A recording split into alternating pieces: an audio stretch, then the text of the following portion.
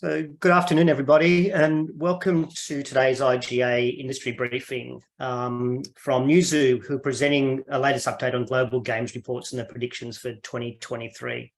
For anyone who doesn't know me, my name's Ron Curry and I'm the CEO of IGEA. And again, thank you for joining us. As we start, I would like to acknowledge the traditional custodians on the various lands on which we all live and we're working today, and the Aboriginal and Torres Strait Islander people viewing this event. We pay our respect to elders both past, present and emerging, and recognise and celebrate their ongoing cultures and the continuing connection to the land, waters and the community. And of course, our respect also extends to all First Nations and Indigenous peoples, as well as their ancestral lands. We are grateful to those who have created pathways for us to live and with many benefits we experience today. I'd like to give a kind of warm welcome to Tom Wijman from Newzoo, who's up bright and early in the Netherlands this morning. I think it's around 7 a.m. So first off, that's why it's dark. And secondly, forgiveness in advance for any, I guess, slight mishaps during the morning. I'm not sure how many coffees Tom's managed to have yet. We're going to have a Q&A session at the end. So please use the Q&A feature within Zoom and we'll go through those questions at the end rather than just interrupting Tom as we go. So, Tom, thanks for joining us, and it's over to you. Thank you very much, Ron. And indeed, a very good morning from the Netherlands. The answer is two cups of coffee so far. So hopefully I'll be able to go through this without too many stumbles. Thank you as well, Ron, and the rest of the IGEA team for the invitation. Today I'm going to talk about the games market in 2022 and the years beyond, as Ron already mentioned. Before I do that, I want to give a quick background on who Newzoo is. I hope many people in here are familiar with what we do, but still allow me to give a quick introduction. Moving forward. So Newzoo is a specialized market research firm active in the gaming industry. So we provide data, we provide insight, we provide intelligence and everything gaming. We've done that for the past 15 years. We've started by doing industry reports and have since expanded to cover industry reports, market sizing, consumer research, as well as game engagement data. We're located in Amsterdam. I'm currently working from home, otherwise I'd be broadcasting this from our headquarters in Amsterdam, but we also have satellite offices in the US and in China. And we work with some of the biggest brands in gaming today. So very excited to be here. Just a quick update on how we gather the data and share the data with our clients, just to know, so you know what I'm talking about, where it's coming from. We basically separate the work what we do along three pillars, if you will. So know the games, know the gamers, and know the games market. And those are connected to three different types of products. And today I'll be sharing insights from all three of these products. And each of these are, used to give a different angle at what is going on in the games business today. So we have our game performance monitor that looks at title level engagement and revenue across thousands of PC and console games, exclusively PC and console games here. And this is based on actual engagement with the games. Then we have our consumer research product, which is, on one hand, we have a global gamer study that looks into it looks into behavior and it looks into motivations to play games, and it's self-reported based on survey data. And we also have a game health record, which looks more specifically at the awareness and purchase intent for a couple of hundred games across PC and console. And then finally, we have our games market reports and forecasts, which talks about the size of the games market in terms of audience and in terms of revenue generated in the games market. And we do this on a global, on a regional, and a local level. Today's agenda, what I'm going to be talking about. So first I want to, we are a data company, so I am going to start by giving you some data. For many of these parts, I thought it would be interesting to also contextualize the market in Australia and New Zealand compared to the global market. So I've tried to, where I can, supplement the global data with a view on the specific markets that I suspect most of you will be working in. In the second part of today, I want to have a brief look at defining today's gamers and how we approach that and what we can learn from that approach. And then in the third part, which I suspect will be the second half of the presentation roughly, I want to be looking ahead at some of the trends that are shaping the industry and how we can see those trends reflected in the data we have. So without further ado, I'm going to jump into the first part, the games market in numbers. This is just a quick overview of the games market in 2022, which despite not being the strongest year in terms of growth, in fact, it was the first year in the more than 10 years that we've been doing this market sizing that we're reporting a decline for the overall market. It was still an enormous market. It generated $184.4 billion US in revenues, and that was generated by, in total, over 3 million players across the world. Those players being spread like this among the different markets or segments, rather. So 1.1 billion PC players, 611 console players, 2.7 billion mobile players. Before we move on, some definitions here just to clarify. When we talk about game revenues, I talk about revenues that are directly generated by gaming content. And that can be premium games, that can be DLC, that can be in-game items or in-game purchases, and that can be subscriptions. And it's the collection of PC, console, and mobile revenues. But it excludes B2B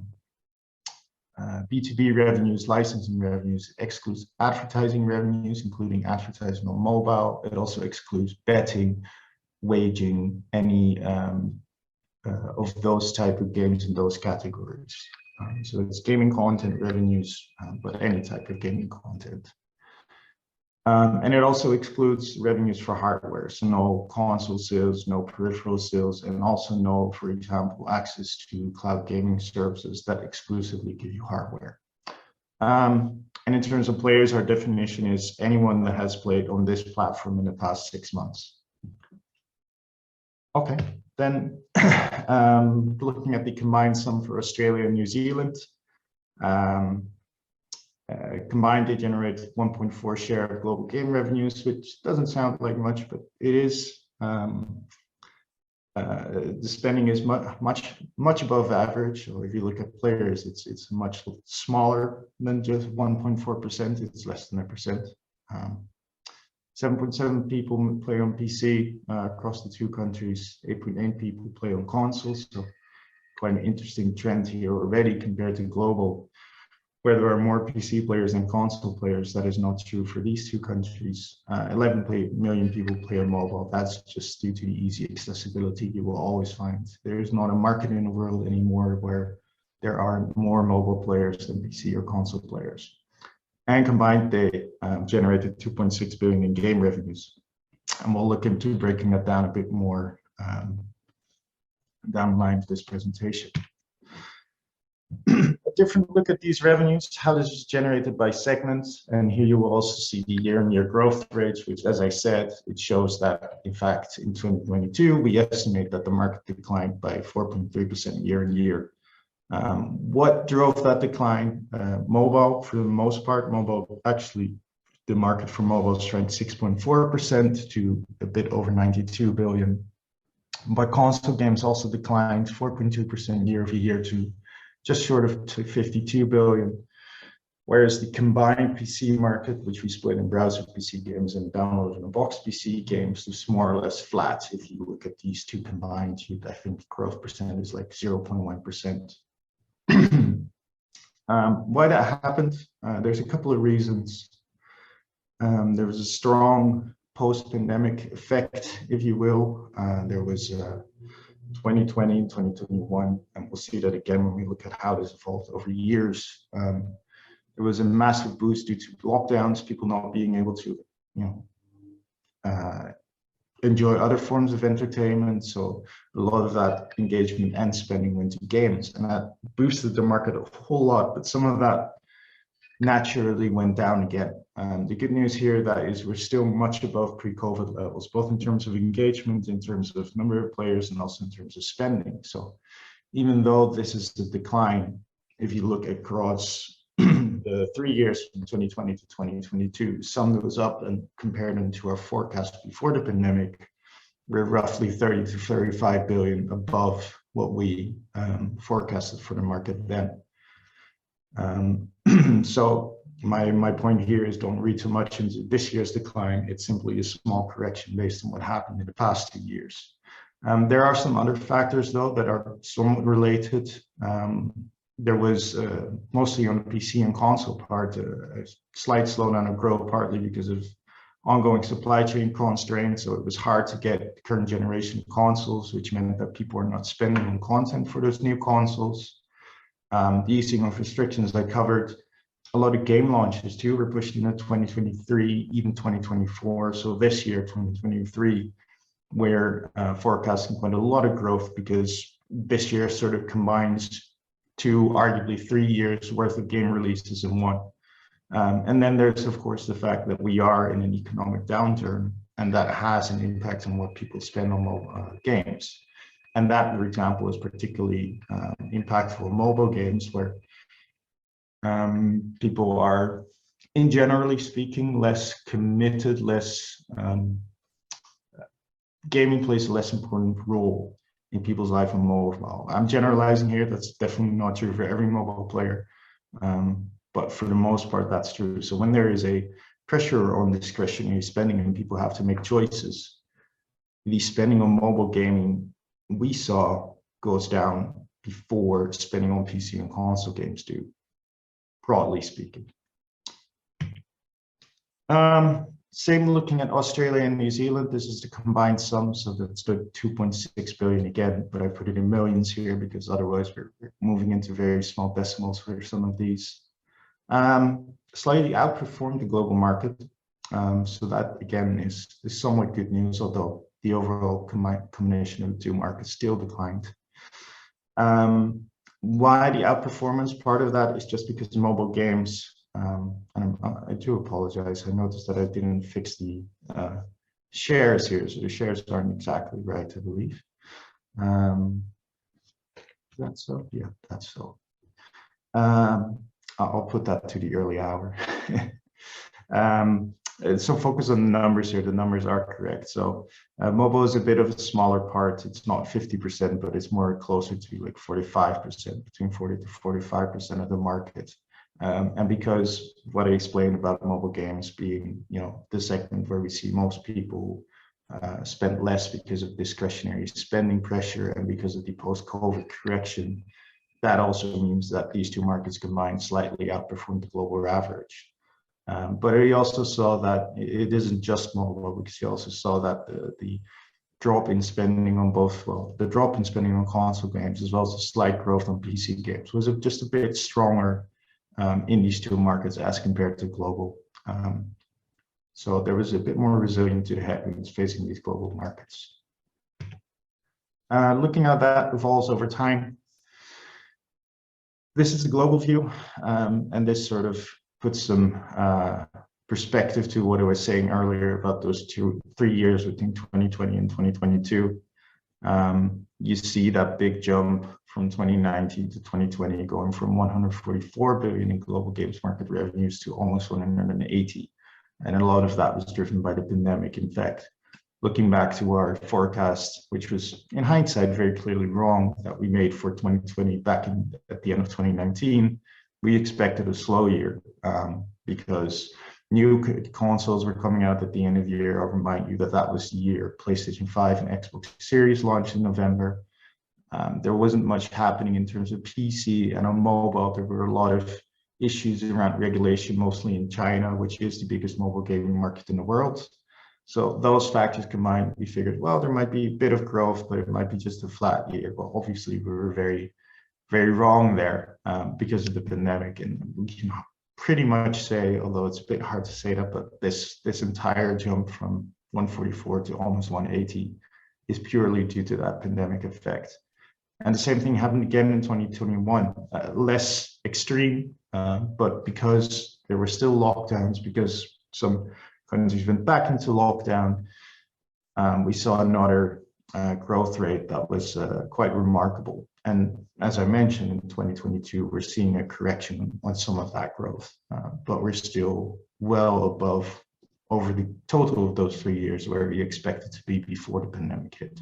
And we're also quite confident in the future of games. So as you can see here, we forecast the market to grow to above 211 billion by the end of 2025. And that is still at a almost 5% compound annual growth rate in the coming 3 years.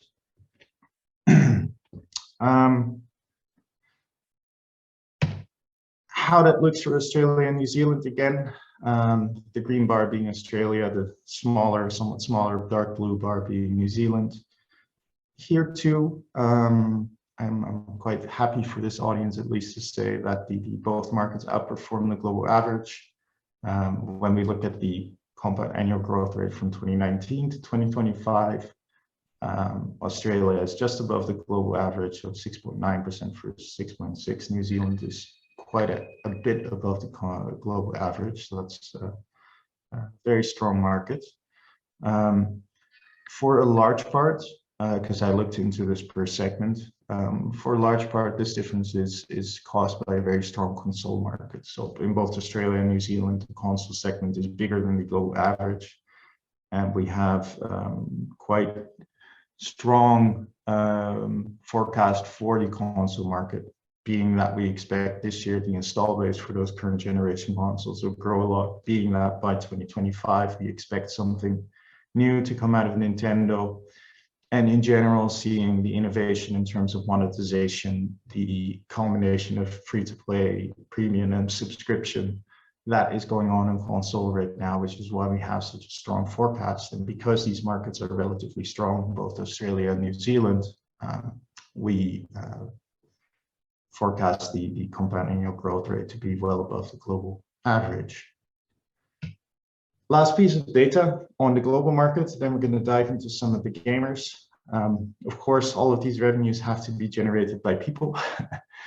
And this is just a look at the global players, and this time split by region. So as I said, across all three segments, and that includes some cross play, of course, actually a lot of cross play these days. There are over 3.2 billion people in the world that play video games. That's 5% growth compared to last year.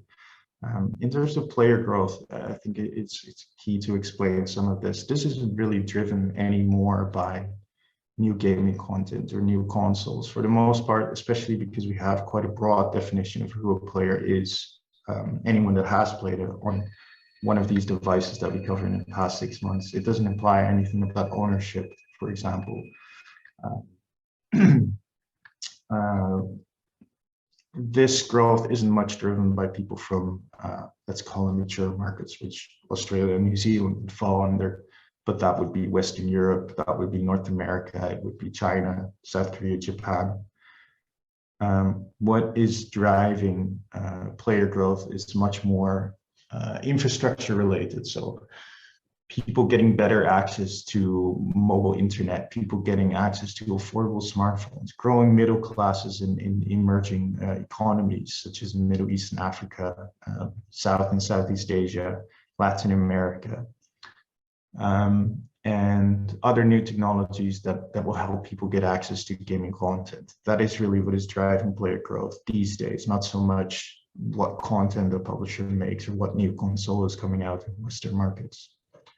And you see that too in the makeup of this per region. So I mentioned those growth regions being what is driving player growth across the globe, but you also see here that 54% of players are housed in Asia Pacific, and a lot of that is in Asia, the continent.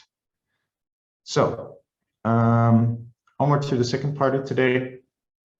I want to have a look at defining today's gamers, because I showed those 3.2 billion, but I don't want to raise the expectation that every one of those 3.2 billion is a potential Call of Duty buyer.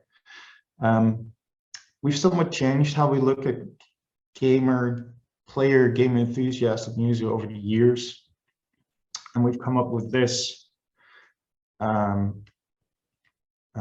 definition or less segmentation, if you will. So the first important or crucial element to this is that we see that gaming or being a gamer now goes well beyond playing, and it goes across these four behaviors or attitudes that we have identified. So as playing, of course, people play games, but people play games in very different ways. So we distinguish themselves on several questions about how playing impacts people's daily lives. And going back to what I said about PC console versus mobile, we already see that how people see themselves as gamers and how much do they care about the world of gaming has an actual effect on how much they engage with games and how much they spend on them. The second element to this is viewing. So viewing gaming content is huge. I think everyone is or should be aware of that. But it also says different ways of how they contribute to these different gaming identities that we see, which are predictive for behavior. So how often do they watch? Do they watch, first of all? How often do they watch? And so on. And what are they looking for when they are viewing gaming content? Like, is it watching a streamer just for entertainment? Are they trying to get informed about the games they want to play? And the other two elements here are owning equipment is part of the gaming experience, and we distinguish them as well by how much they spend on hardware, regardless of whether that hardware is actually at their home or in the cloud. And the final part is social. We see how important gaming communities are. We see how important it is that gamers engage with others, discuss and keep up to date with what's happening in gaming. And we see the importance of social features and how that impacts play. So we also look at the social motivations. What does the community of gaming mean to them, and how do they contribute? And I do want to clarify that behaviors alone don't tell the story. We also look at attitudes, we look at motivations, we create these personas. And I apologize, there's a lot of information on the slide, but I'm going to break it down with you. This is how we look at gamers nowadays. So from left to right, we first bucket them in four groups. You have game fans, you have regular players, you have game viewers, and you have time fillers. And those, again, we break up into what comes down to 8 different personas, ranging from ultimate gamers. So the ultimate gamers would be the people that score high on all four of these different pillars. So they play, they view, they own, and they socialize. All-round enthusiasts, which score high on playing, well, high on everything, but just a bit below the ultimate gamer. Community gamers are those that score high on social, social and viewing, and maybe a bit less so on playing and owning.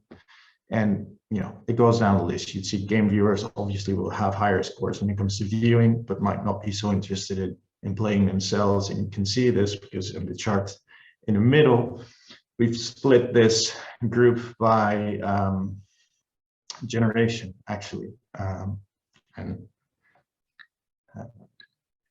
I think the key takeaway, which might not be as shocking, but it is, I think, interesting to look at from this way, is that you see as we go across older generations, they're much more likely to play games to fill time, or they're also much more likely to, or much less likely, to be in this game fans category. But from Generation Alpha to Millennials, the game fans group is actually about as big, and the difference is between the regular players and time fillers, for example.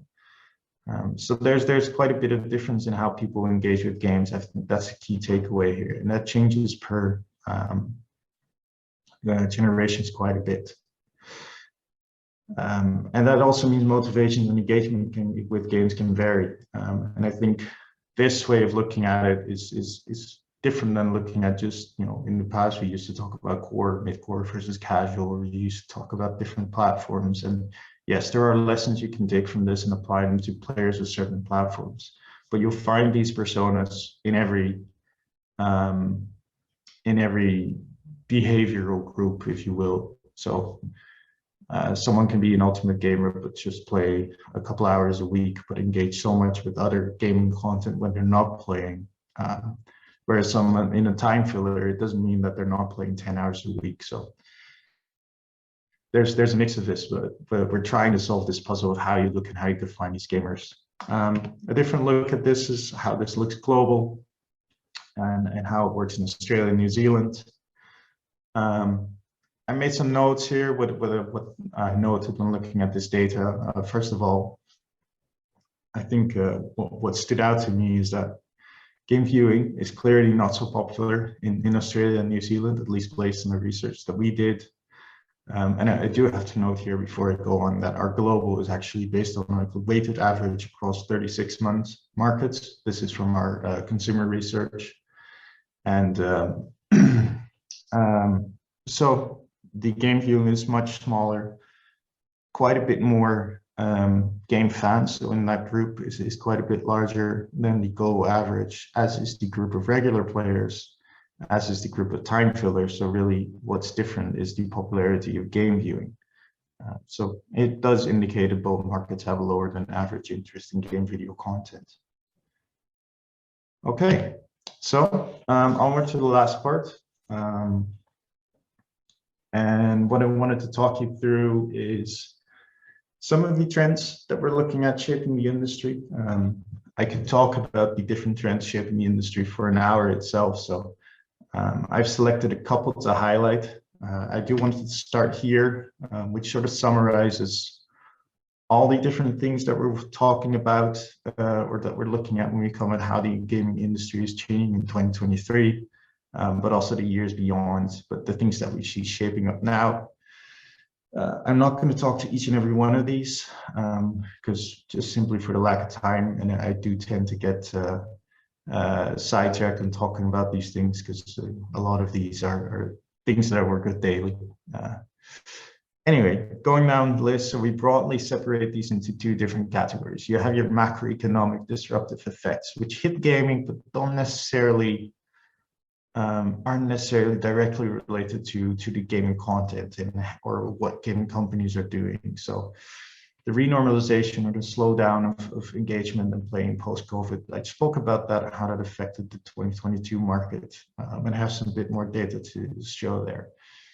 There are a lot of privacy measures that are disrupting mobiles, and the big one obviously being the removal of the IDFA, identification for advertisers by Apple, which is now more than a year ago, and how that disrupts user acquisition and other performance marketing strategies in mobile. That continues to have a disruptive effect on the mobile market, continues to make it difficult to operate as it did. So that also changes how the games industry is going to work in 2023. And I have an example of that a bit later down the line. In the likelihood of a recession, what happens to gaming? A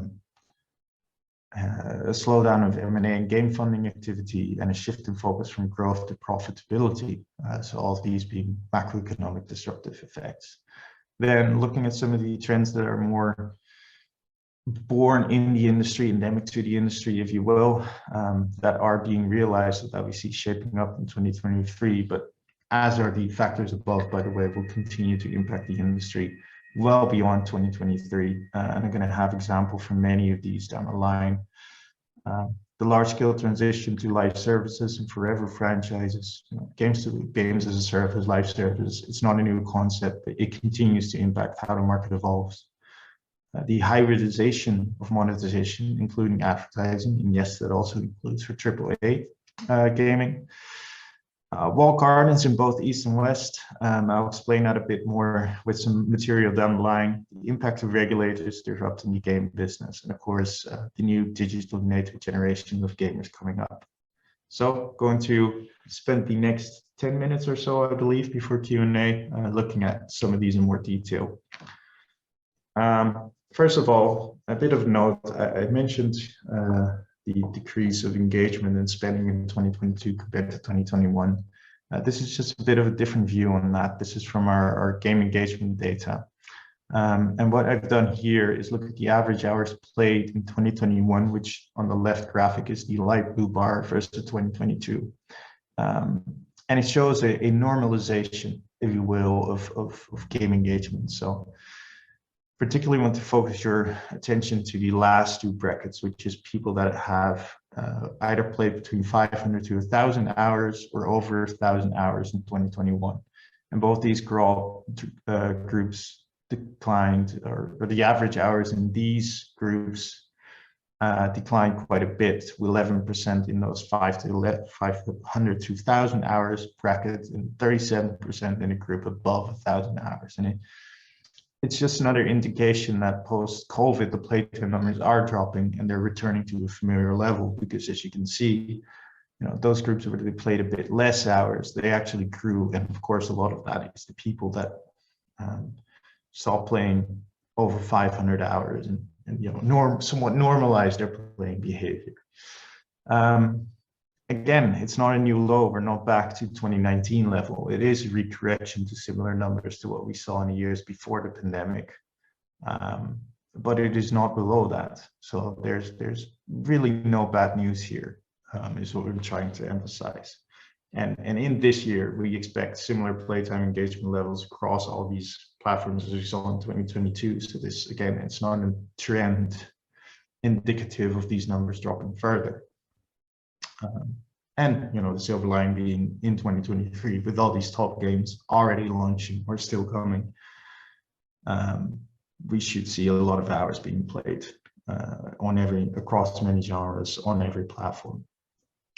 Another note, and I'm jumping a bit back and forth between some of these trends, just putting into perspective the slowdown in M&A and venture funding. So in both cases, these are some of the graphs that are sourced from third parties. So appreciation to Drakestar as well as Convoy for this work.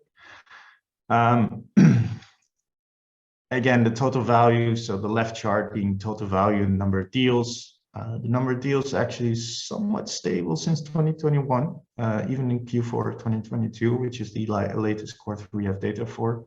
But the overall value of it is going down a lot, and we haven't seen any major acquisition since Q1, or certain major M&A activities since Q1 2022, maybe Q3. Of course, one of these is still heavily debated, is still heavily being looked at, the Activision deal with Microsoft. But even without that, Q1 2022 would have been record-breaking. And just based on the overall economic situation, as well as the scrutiny on these type of acquisitions, we don't believe that we're going to go back to that sort of level anytime soon. Same is true when we look at private placements by quarter. So again, we've peaked somewhat, during between Q3 2021 to Q2 2022, and it's much slower in the past 2 quarters, and we expect that to continue. And when we look at venture capital, again, a similar pattern we can saw. There's less seeding rounds happening overall, but also less seeding rounds, especially in growth phases or even late phases. There have been none in the past year.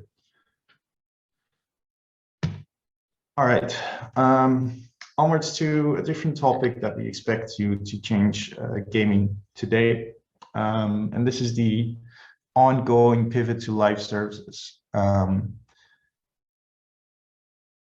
Of course, again, I want to emphasize that I don't see the games as a service model being anything new necessarily, but we do see a new trend here about AAA and AA publishers even pivoting their main franchise to a service-based model.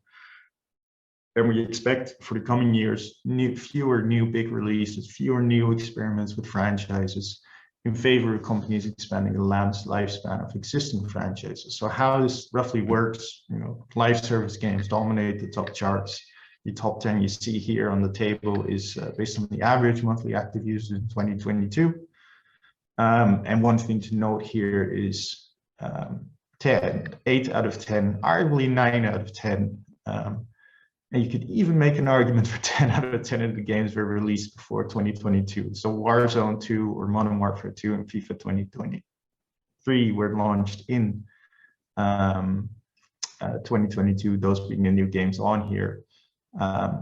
But we know that a lot of the engagement for Call of Duty Modern Warfare 2 came from Warzone 2, not necessarily. Modern Warfare 2 sold great. There's no doubt about that. We're not disputing that. But when it comes to engagement, when it comes to MAU, it was Warzone 2 that drove that. And for FIFA 23, that's a premium game. It's very impressive, but that's a yearly release in a franchise that is always here. So up until roughly October to November, this was FIFA 2022, and it was just simply replaced by a new one. Now, what does that mean for development?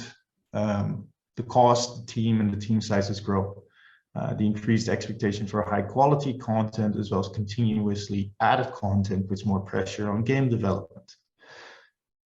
And that means that the risk of failure grows. And that means that companies are focusing on sure bets. And in the past, those sure bets were more likely to be sequels, remakes, remasters, some games based on established entertainment franchises that were non-gaming. So Hogwarts Legacy being, of course, a prime example of that from last month. Zynga is now creating a Star Wars game. These are kind of how you can manage risk and how these game companies are managing risk. But we see that we're now going into a next phase of that slowly, which is, forget the sequels, remakes, remasters, games based on entertainment franchises. Just turn your main franchise into a forever game. And the prime example that I always go to is Hitman there, which is rebranded Hitman 1, 2, and 3 and packaged into a game. Says IO Interactive packaged into Hitman World of Assassination. And it gives them a way to continuously add content to it. And yes, that increased expectations and it increases the content development that they have to, but you are guaranteed that not guaranteed, there's never any guarantees, but it's much more likely to be a success because there's a player base and that there's an interest in this type of content. So it's a safer bet. And I think especially when it comes to new franchises coming out to large marketing budgets, that we won't really see anymore. Does that mean that there are no new franchises coming to games at all? Well, hopefully not. But this is where subscriptions come into play.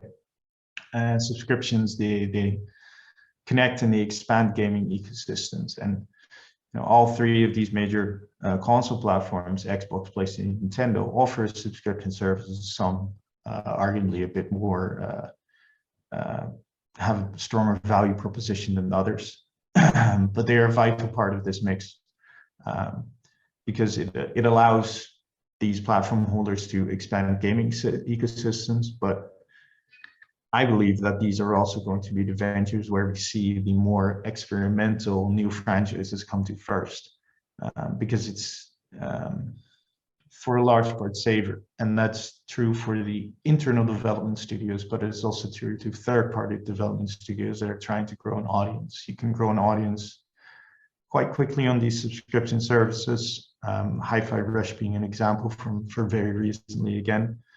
And then once there's an audience for that type of game, you can look into expanding that. You can look into maybe pivoting that. Or of course, if you're interested in just developing a new type of experience, you can focus on that. But by being part of the subscription as a third-party developer, you're already secured a certain amount of revenue that will offset development costs. And then the last part of these expanding ecosystems is the move from AAA developers to mobile, but also a move vice versa. So of course, there are two movements here happening at the same time. We're seeing that the boundaries between platforms are blurring. AAA franchises are going to mobile. Some examples I put here: Crash Bandicoot, Call of Duty, League of Legends, Diablo. Like these are some of the biggest franchises in AAA gaming. And they're going to mobile because the bigger audience is there. You saw there's 2.7 billion players. You see the opportunity in markets such as China, South Korea, Japan. So it makes sense. But that has also opened up the vice versa movement, which is mobile coming to AAA. And the big example there is obviously Genshin Impact, which is a mobile-first title, but is very much cross-platform and successful across platforms. Somewhat newer example being Disney Dreamlight Valley, coming from Gameloft, previously a very experienced mobile developer. And also studios opened for cross-platform games by the likes of Tencent, NetEase Games, Zynga, Supercell, so some of the most successful, most celebrated publishers on mobile. And what these companies bring is a very strong performance marketing expertise. And their expertise into growing an audience and to monetizing that audience through free-to-play elements, it definitely has an opportunity for them to carve out a share of the PC and console market. So this is a movement in both ways. I notice it's 7:42. I don't want to take too long anymore. So I just want to I'll quickly go through the last pieces of content that I have. I always end up talking too much about these things. One movement that we also see post IGFA, mostly on the mobile front, is the rise of what we dubbed content fortress. Now, what is a content fortress? It's a single company where there's a strong content portfolio, a large user base, and internal advertising tech. And this is sort of the answer for these bigger studios to these privacy effects. So the examples that we put here, Facebook having Facebook gaming platform, as well as VR studios, of course, large user bases, and some of the most advanced advertising tech industry infrastructure. So Facebook was already a content fortress. They're mostly growing on the content portfolio side, but these others are making different moves to grow where they're lacking, if you will. So whether they're strengthening on the content side or purchasing ad tech, so AppLovin acquired mobile attribution company Adjust, Zynga acquired Chartboost, and was then acquired by Take-Two, of course. So across these three pillars, they're strengthening their portfolio, strengthening their user base or ad tech, and it creates these companies that are a viable content fortress that can compete or that can operate within its own walls. Hence the walled garden note. Two more things to quickly show you. So this is about AAA market embracing hybrid advertising strategies, which include advertising. The opportunity that we know here is that there's across all three platforms, there is a large share of players that don't pay. So PC, 45% pays, but 46% doesn't pay for content at all. On console, that's 50-50, and on mobile, 62% don't pay at all, ever. I know conversion rate per games are even lower, but this is across all games that they play. Why in-game advertising might be viable now? Well, advertising exchanges are automated. Almost every player in every game is online. Brand marketeers as well as advertisers know of the power of gaming. A lot of that is due to the pandemic. And there's of course the fact that especially free-to-play monetization, we don't really know what will happen if we enter a recession, because there hasn't been a recession for the free-to-play gaming market. So there are going to be some pressures on free-to-play monetization across all three platforms, and in-game advertising might be an answer that helps that, because people, are happy to pay with their time if they're unable to pay with their currency. But it comes with a set of challenges, and the main ones there being the don't break the game's immersion, especially in AAA, and make a clear value exchange. And the last part is about regulations, but I've spoken about this quite a bit through my other slides, so I'll just leave this here. We'll distribute this afterwards, so I believe. So we can always have a discussion about this later. All right, 5 minutes over time, but I thank you all for your attention, and I'm opening for questions. Thank you very much for so far. Tom, can you just put your hand up if you can hear me? Just that I've had troubles with. Yeah, thank you. I can hear you perfectly. Lovely. I don't know why you can't see me, but I can see you. Trent was wondering, how does the per region numbers differ when splitting PC and console out from mobile? This comes from, I think, your slide 12 about the region year-on-year growth. Yeah, so I'll try and address this roughly, because I don't have the data on hand to show that for PC and console only. I'll take the opportunity, I apologize, to quickly plug that we are launching a PC and console only report by the end of March. To answer your question though, so mobile was the biggest decline in terms of, sorry, I have to go to slide 12 to see if that's the players or the revenues. I think that might just be the players. Yeah. Yeah, so that's players. So then a lot of new players are coming in via mobile. That's the short of it. So if we were to look at this slide on PC and console alone, it drops down to maybe 1% growth, maybe a bit over 1%. There aren't many people leaving gaming at all, at least not according to our rather broad definition. So you won't see a decline in any of these markets. But a lot of these bigger growth numbers in Middle East and Africa, Latin America, Asia Pacific are mobile players entering the ecosystem first. So it goes down quite a bit. Okay. And that is true for all regions, by the way, not just Europe and North America. But if you look at PC and console players alone, these numbers drop heavily in all regions. Okay, thanks. I'm just checking Trent didn't have a second question based on his first question. I can't see it. Usually he does. So it looks like you've stopped Mr. Custers, and that's what we like. Thank you. Anna had a question and a bit of a comment.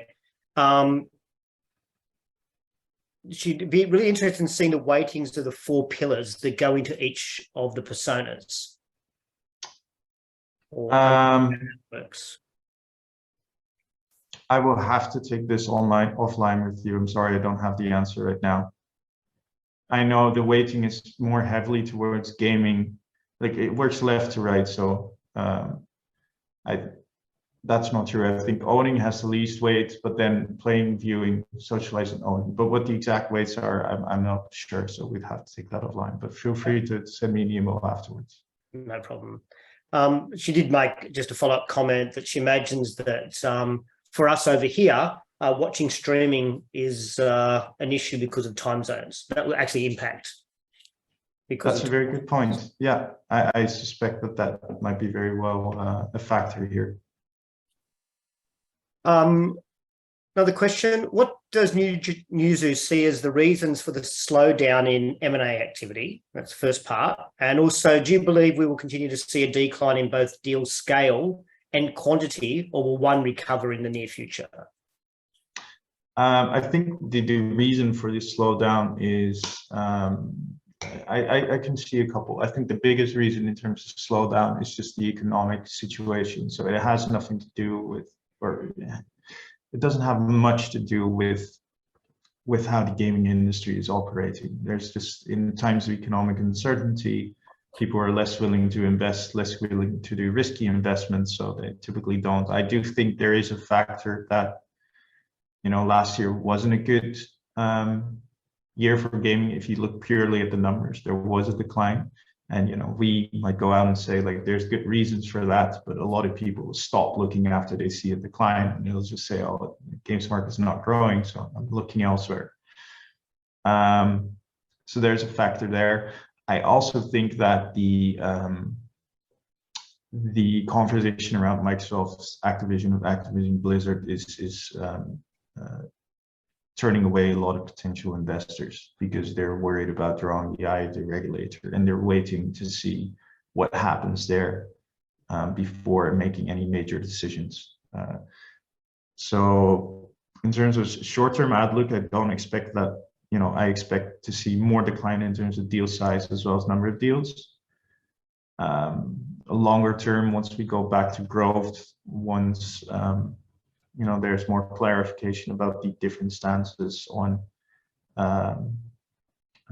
regarding competitive measures, anti-competitive measures, privacy, loot box regulation, those kind of questions, when they become clear about what the stance of regulators is going to be, then we might see that come back, but I suspect that might be a couple of years. Yeah, I definitely agree about the impact of regulators. We see that increasing daily, both locally and across the globe. And yeah, the only upside to that, I guess, is it keeps all of us in a job. So correct. When you're talking about young audiences and advertising, and I was just wondering, how young are we talking? Oh, that's a very risky one, given the before topic. Yeah. Look, there's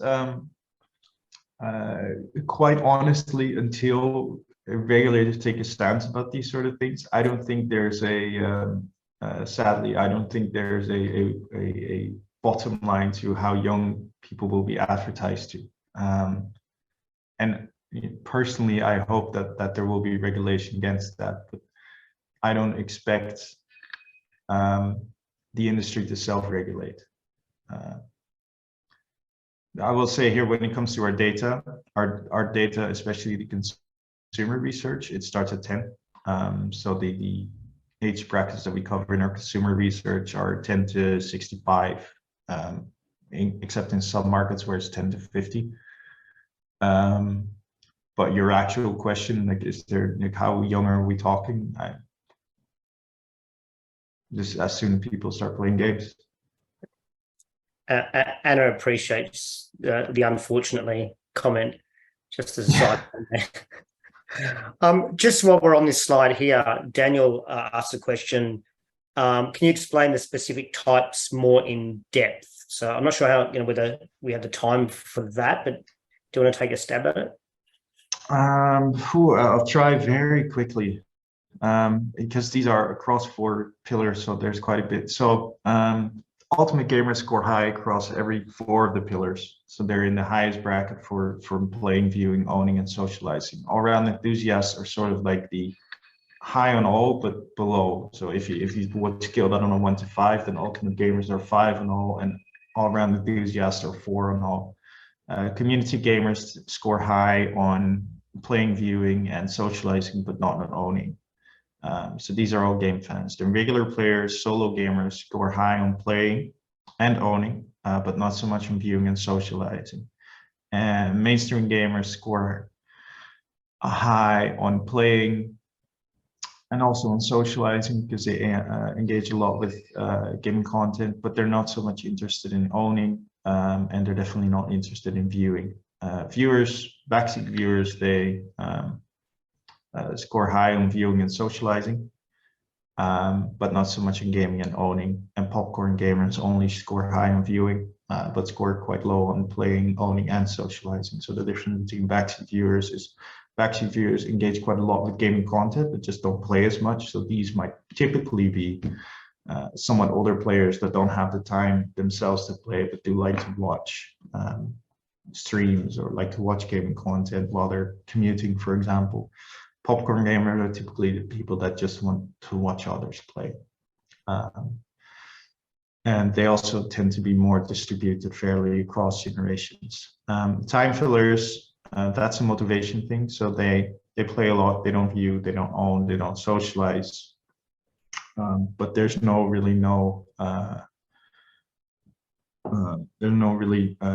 a value about how much they play. It's how they answer the question. Do you identify yourself as a gamer? So if they say, no, I just play games to fill time, then they, if they fit the other criteria, would be categorized under time filler. Right, thank you. There's kind of both Daniels were asking questions there. So if either of the Daniels hasn't got what they're after out of that, can you just post an additional question? That'd be great.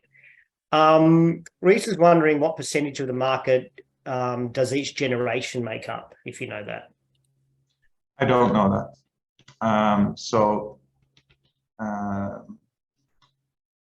Because of the difference in scope between our survey and our global market research, we don't do any generation age. We don't do age or gender demographics when it comes to our market sizing. So unfortunately, I don't have the answer there. So, Reece, we'll have to wait till our Play Australia and Play New Zealand reports come out later this year, and we'll cover Thankfully, that. There's other people that do that.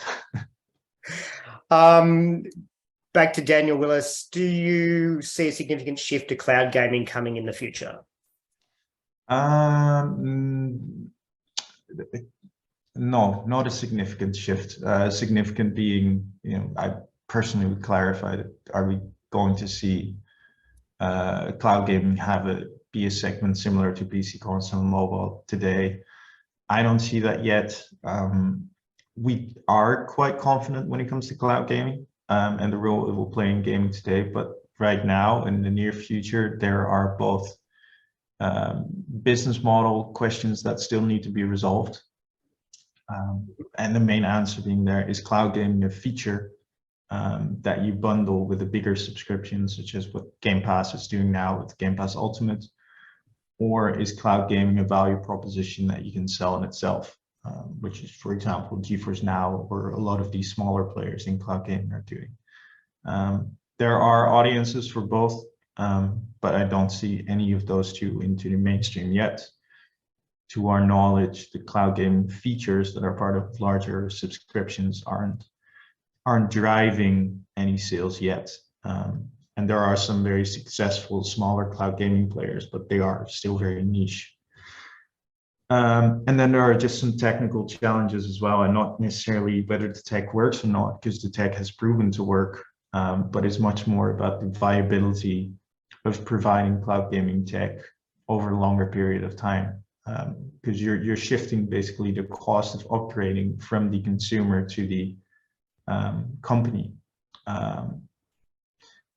And I'm personally not convinced yet that is a viable business model if you don't own any one of the value adds of cloud gaming. So let me try to break that down a bit first. So basically, cloud gaming, either you have content that you can bring to people via the cloud, which is, for example, what Microsoft would do with their first-party games, or you have the GPUs, which is NVIDIA GeForce Now.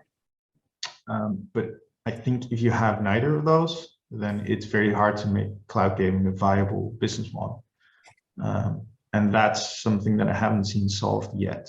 So I'm on the fence of it becoming a mainstream thing, but I do see its potential as a niche business within games. I hope that answers your question. Thanks. Stephen O'Malley has a part 2 question. Is there an outlook that more payment channel options will be available in the future, like real-time account-to-account payments? I'm sorry, that's not really my expertise, so I can't say. All good. Ned was curious whether you analyze audience demographic based on game genre. Yes, we in fact do. I don't have any material today, but we do have some reports. I'd encourage you to have a look around our website. We've done some single genre reports on the RPG genre, on the shooter genre, and we dissect, everything about that genre, from the most popular games, but also the audience makeup of within those different genres. So that's in our wheelhouse. It's just not something that I've covered today. Okay. Trent's jumped back in with a question. So he's back. Yeah, he's back. And they're always good. Are we seeing any declines in premium pricing non-service PC console games, or is it just that we're seeing an increase in spend in service games? It's an increase in spend in service games that is making live services grow. Because we haven't really seen a decline in premium pricing. In fact, the opposite on console, and PC is stabilized. We saw a decline on PC, but that's a few years ago, where like AAA or indie experiences started experimenting with different price points.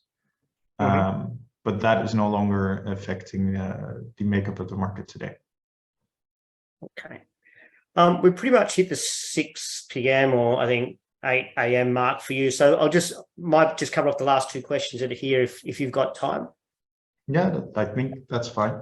Do you have a breakdown of venture capital activity in Australia, New Zealand game space, and in particular, how much and what devices? Venture capital. Yeah.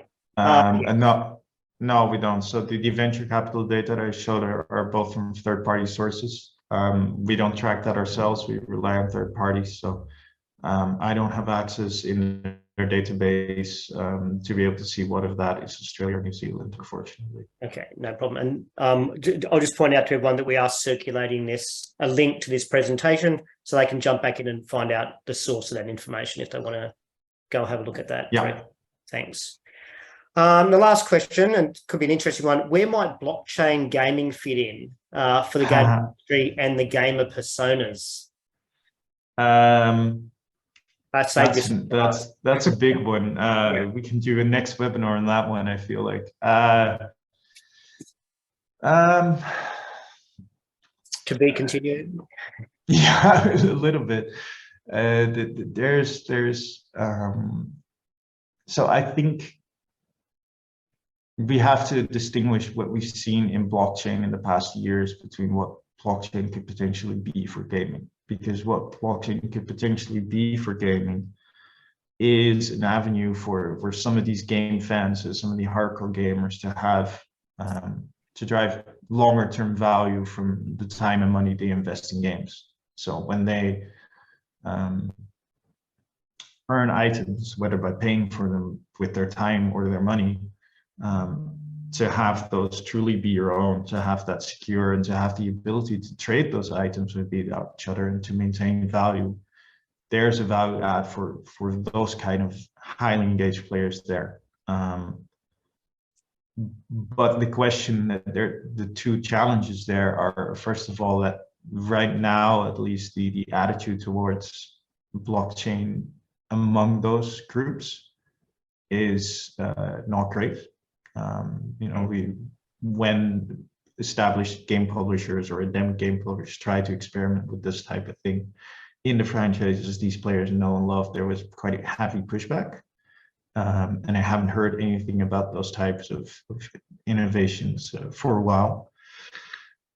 I think there's room for them, but I think experimentation will start in new experiences that aren't tied to a franchise that people already love, so that the experimentation is a bit safer. It's a bit freer from criticism. So there's a role there. But when I look at what happened in blockchain games in the past 2 years, unfortunately, any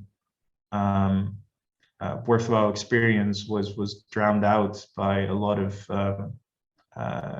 forgive me, but there were cash schemes, games that were designed to get people to buy into a token rather than games that were designed to give people a joyful experience of playing. And that sort of soured the whole space. And the space has to recover from that. So in time, I believe in that blockchain technology has a role in games and can offer a value proposition for game fans, but also for regular players, like across this, but mostly for game fans. I see a use case. His short-term challenge for that section of the market is that there are a lot of negative perception to overcome. And of course, it's very much tied to the investment climate, and because of how that part of the market is shaping up right now, it's very much tied to people's interest in crypto, the performance of cryptocurrency overall, and people's willingness to have risky investments. Because again, for a large majority of the experiences that we've seen, I would classify those as investment ventures rather than games that people enjoy. Great. Thank you, Tom. Thank you for your generous time this morning, particularly how early it is where you are. Thank you very much to all of our members who joined us this evening. We don't usually do anything this late, so it was really encouraging to see so many of you joining us, after hours. And thanks to the IGEA team who are sitting behind the scenes here, pushing the buttons and messaging me and make sure everything's running smoothly. So thank you, Jens, and thank you, Raylene. Have a great evening. Just reiterating that we will send a link out to the presentation for all those who have registered. So we will look forward to catching you at the next webinar or when we're in your state next. All right. Good evening, everyone. Good evening. Thank you very much.